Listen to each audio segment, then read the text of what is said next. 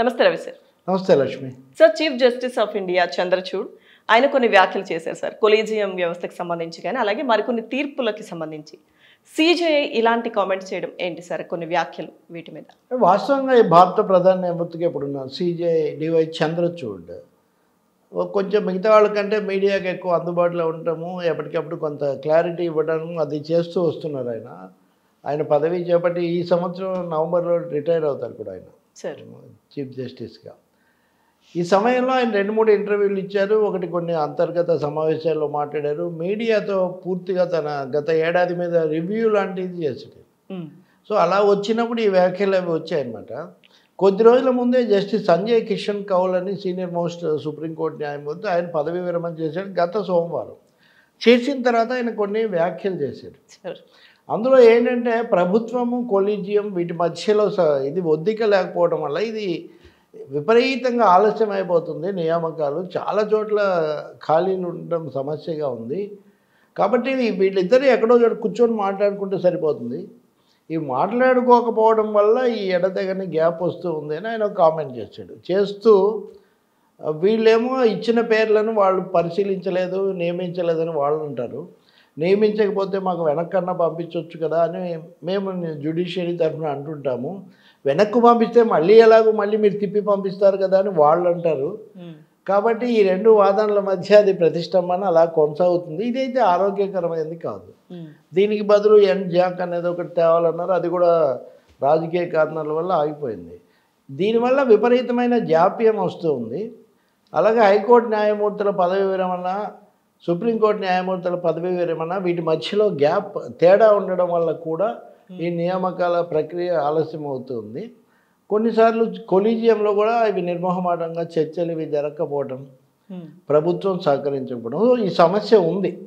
Collegium వ్యవస్థలో సంస్కరణలు రావాల్సిన అవసరం ఉంది. ముఖ్యంగా పారదర్శకత, ట్రాన్స్పరెన్సీ, ఓపెన్ మైండ్తో డిస్కస్ చేసుకోవడం లేకపోవడం వల్లే ఈ ప్రతిష్టంభన ఏర్పడుతుందని జస్టిస్ సంజయ్ కిషన్ కౌల్ బాగా చెప్పాడు చాలా స్పష్టంగా. కొన్ని ఉదాహరణలు కూడా ఇచ్చాడు ఆయన.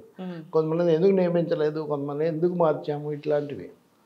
సో ఆ తర్వాత ఇంకా మీడియాలో కూడా కామెంట్స్ వచ్చాయి. అది దృష్టిలో పెట్టుకొని అడిగారు చంద్రచూడ్ను. సిజేఐ చంద్రచూడ్ ఏమంటారంటే లోపాలు లేవని కాదు కానీ బాగానే ఉంది, పనిచేస్తుంది. దీన్ని ఇంకా అయితే మీరు అన్ని పారదర్శకత అంటారు. జడ్జీల గురించి మేము పారదర్శకంగా ఎలా చర్చిస్తాం? హైకోర్టులో జడ్జీలుగా చీఫ్ జస్టిస్లుగా ఉన్న వాళ్ళను మేము సుప్రీంకోర్టు జడ్జీలుగా కన్సిడర్ చేస్తాం.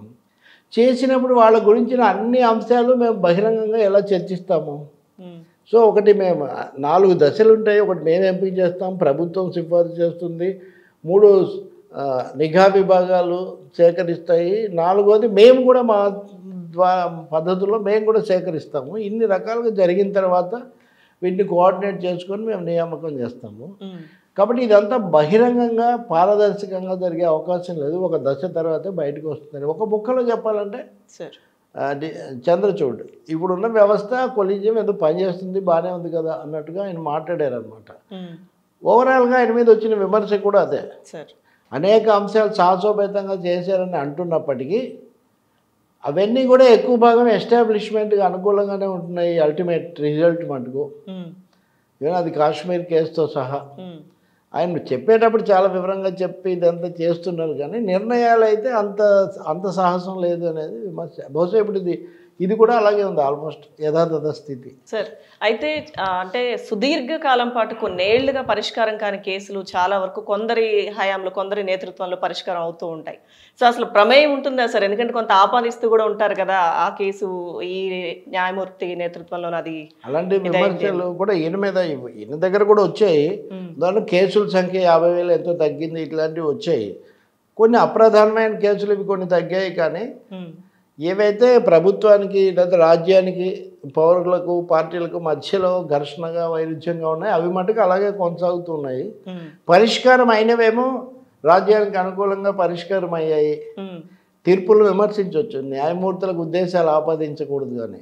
కాబట్టి మోరర్లెస్ స్టేటస్ కోనే ఇక్కడ కొనసాగుతుంది అనేది ఒకటి.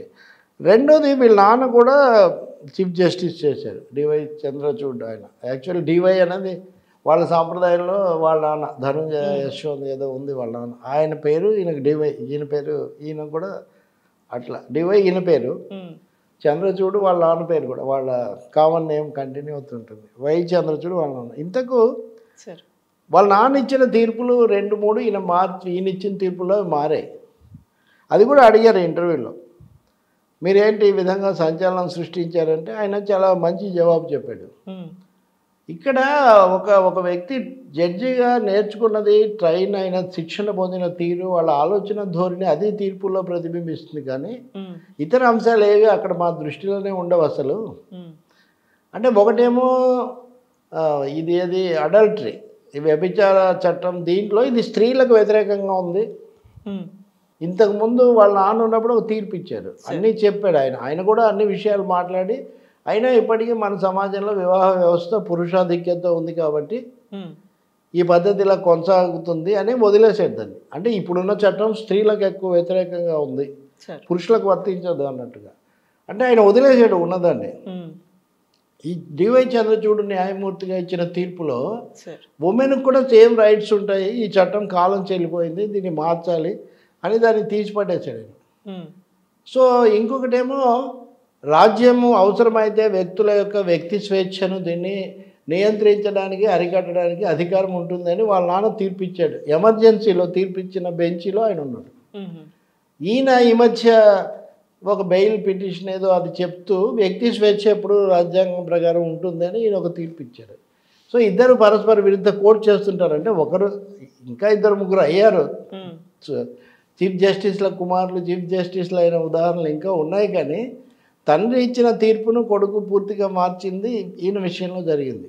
ఉమ్, అక్కడ తండ్రి కొడుకుది ఏం లేదు, the way we think, the way we are trained and times, కాలం మారిన దాన్ని బట్టి మేము ఇలాంటి తీర్పు ఇచ్చామని ఒక మాట చెప్పాడు. ఇది హ్యూమన్ ఇంట్రెస్ట్కి సంబంధించిన అంశం, సార్ కానీ జ్యుడిషియరీకి సంబంధించి కీలకమైన అంశం ఒకటి చెప్పాడు ఆయన. సార్ జడ్జీల నియామకము, అలాగే అంతకంటే ముఖ్యంగా బెంచీలు వేస్తాం కదా, వేసినప్పుడు పలానా జడ్జి ఉండాలి, పలానా ఆయన ఉండకూడదు, ఇటువంటివి వస్తుంటాయి. ఉమ్, కొద్ది రోజుల కిందట మనం అది కూడా డిస్కస్ చేసాం. సీనియర్ అడ్వకేట్ దుష్యంత్ దవే ఒక ఆరోపణ చేశాడు, సార్ సీనియర్ జడ్జీలు విచారిస్తున్న బెంచీలను మీరు హఠాత్తుగా జూనియర్లకు పంపిస్తున్నారు, ఉమ్, అంతకుముందు చెప్పింది విచారించింది ఇదంతా కూడా వృధా అయిపోతుంది, పైగా వాళ్ళలాగా వీళ్ళు ఆలోచిస్తారో లేదో ఇది కావాలని చేస్తున్నారని అర్థం వచ్చేట్టుగా రాశాడు. దాన్ని ఈయన స్పష్టంగా తోసిపుచ్చాడు. ఉమ్, సార్ జడ్జీలను ఎవరిని అక్కడ పెట్టాలి, ఏ బెంచీలో ఏమి ఉండాలి, ఇది మేము బహిరంగంగానే ప్రకటిస్తాం, ఎవరెవరు ఉంటారు బెంచీలు, ఇదంతా. దాన్ని ఆ విషయంలో అడ్వకేట్స్ జోక్యం చేసుకుంటామంటే కుదరదు. ఉమ్, సార్ న్యాయమూర్తుల నియామకం అంటే ప్రధాన నియామకం కొలీజియం చేస్తుంది, ఆ పర్టికులర్ బెంచ్ ఎలా ఫామ్ కావాలన్నది ప్రధాన న్యాయమూర్తి నిర్ణయిస్తారు తప్ప ఉమ్, జడ్జీల నియామకం కూడా సార్ అడ్వకేట్లు సజెస్ట్ చేసేటైతే ఆ విధమైన అవకాశం ఇస్తే కుదరదు, వీ గో లైక్ దిస్ అని చాలా బలంగా ఉమ్, తను తీసుకున్న నిర్ణయాన్ని సమర్థించుకోవడమే కాకుండా ఇప్పుడు ఇలాంటి ఫిర్యాదులు వచ్చాయి కదా, సార్ వీటన్నిటిని కూడా తీవ్రంగా ఆయన తోసిపుచ్చారు అనమాట. సార్ రాజకీయాల ప్రమేయం అనేది అసలు ఉంటుందా సార్? అంటే ఈ విమర్శలు కూడా ఎదుర్కొంటూ ఉంటారు కదా సార్. ఆయన ఏమంటారంటే డెఫినెట్గా నేను ఎప్పుడు చెప్తుంటాను, కార్ల్ మార్క్స్ కోటేషన్, సార్ రాజ్యం వ్యవస్థ చట్టం మీద ఆధారపడి ఉండదు, చట్టం వ్యవస్థ మీద ఆధారపడి ఉంటుంది.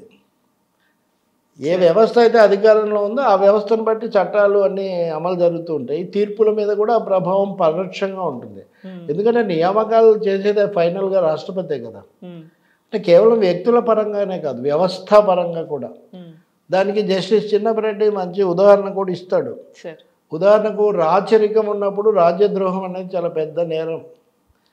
అలాగే ఒక మత రాజ్యం ఉన్న చోట దైవ దూషణ అనేది చాలా పెద్ద నేరం.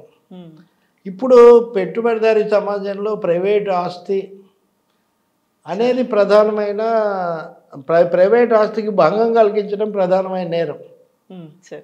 అది వాడి ఆస్తి, వాడి హక్కు, వాడు ఒప్పందం చేసుకున్నాడు, వాడు డబ్బులు కట్టాడు, ఇట్లాంటివి చెప్తారనమాట. పబ్లిక్ ఇంట్రెస్ట్ ప్రకారం కదా నేను వాదిస్తానంటే కుదరదు. ఎందుకంటే ఈ మార్కెట్ ఎకానమీలో మార్కెట్ సూత్రాలే ఇక్కడ ప్రధానం. సో అందుకని జడ్జీల పాత్ర పరిమితంగా ఉంటుంది. మోదీ ప్రభుత్వం రకరకాల పద్ధతుల్లో కశ్మీర్ దీన్ని మార్చినప్పుడు సుప్రీంకోర్టు ఇచ్చిన తీర్పులో కూడా ఏం చెప్పారంటే, మీరు రాష్ట్రపతి పాలననే సవాల్ చేస్తే అప్పుడు వేరే విషయం కానీ అని ఇట్లా ఏదో చెప్పారు. దానికి ఏదో టెక్నికల్ జస్టిఫికేషన్ ఇస్తారు, కానీ ఓవరాల్గా అప్పుడు అమల్లో ఉన్నటువంటి రాజ్యాన్ని బట్టే ఇవన్నీ కూడా నడుస్తూ ఉంటాయి. అందుకనే ఈయన ఎవరు మన గతంలో చీఫ్ జస్టిస్గా ఎన్వి రమణ ఉన్నప్పుడు సార్ కొన్ని చర్యలు తీసుకున్నారు. కానీ ఆయన ప్రధానంగా ఇన్ఫ్రాస్ట్రక్చర్ నిర్మించడం అనే దానికి ఎక్కువ ఇంపార్టెన్స్ ఇచ్చారు. తీర్పుల్లో పెద్ద సమస్య కాదు. ఆయన తర్వాత మధ్యలో యుయు లలిత్ అని ఆయన చీఫ్ జస్టిస్ అయ్యాడు. ఆయన చాలా వేగంగా కొద్దిగా 56 రోజులు ఏదో ఉన్నారు, చాలా తీర్పులు ఇచ్చారు. కానీ మళ్ళీ కీలకమైన కేసులు అలాగే వదిలేశారు. ఇప్పుడు ఇది కాబట్టి చీఫ్ జస్టిస్ గారు ఏమన్నప్పటికీ కూడా సార్ ఈ ఫిర్యాదులు ఈ సమస్యలు ఉన్నాయి. ఉదాహరణకు ఉమర్ ఖలీద్ అనే ఒక అతన్ని జైల్లో ఉన్నాడు, అన్యాయమా విడుదల చేయాలని జేఎన్యూ దీనికి సంబంధించి ఇప్పటివరకు ఆ కేసు దీనికి విచారణకు కూడా చేపట్టలేదు, ఎప్పటికప్పుడు వాయిదా పడుతుంది. ఇది పరిస్థితి. చంద్రచూడ్ ఆ విధంగా చాలా అంశాలు తెర మీదకి తీసుకొచ్చారు. న్యాయ వ్యవస్థలో వీటి మీద చర్చ జరుగుతూనే ఉంటుంది. ఉదాహరణకి ఈ కామెంట్స్ మీద సుప్రీంకోర్టు బార్ అసోసియేషన్ వాళ్ళు మళ్ళీ ఒక సుదీర్ఘమైన లేఖ రాశారు. అది ఏం జరుగుతుందో మనం చూడాలి. Thank you sir.